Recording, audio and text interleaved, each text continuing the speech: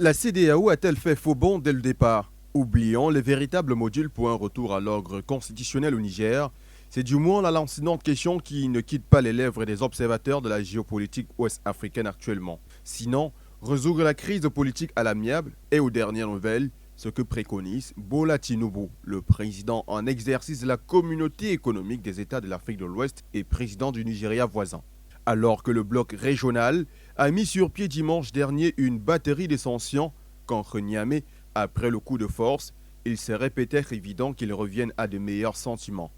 Le Nigeria, par exemple, a déjà coupé l'approvisionnement en électricité au Niger qui en dépendait à au moins 70%. Le président Tinubu a dépêché dans la soirée de jeudi 3 août une délégation à Niamey conduite par l'ancien chef de l'État nigérian Abdul Salamani Aboubakar, dans l'optique de présenter au général Abdourahmane Tiani les dernières sollicitations des dirigeants de l'institution sous-régionale. Seulement, l'échec a été sans appel. Les envoyés de la CEDEAO sont répartis sans avoir vu ni les chefs des militaires, ni le président renversé Mohamed Bazoum. Le chef de l'État nigérian avait chargé cette délégation de tout mettre en œuvre pour une résolution à l'amiable de la crise au Niger. D'un peu plus de 24 heures, ce sera dimanche le 6 août 2023, date à laquelle expire l'ultimatum donné aux militaires au pouvoir pour établir Mohamed Bazoum dans ses fonctions, sous peine d'usage de la force, même si elle est une option envisageable après toute tentative de négociation.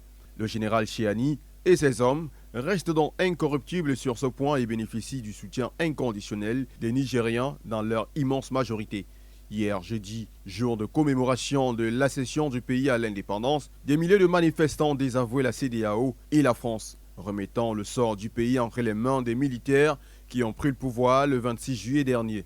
Alors qu'ils sont querellés par les dirigeants ouest-africains, les nouveaux gouvernants du Niger prennent déjà des décisions fortes. Tous les 8 régions du pays ont désormais à leur tête des hauts gradés de l'armée. Hier jeudi encore, ils dénonçaient les accords militaires signés autrefois entre Niamey et Paris. Puis ont suspendu les signaux des médias Radio France Internationale et France 24 sur toute l'étendue du territoire.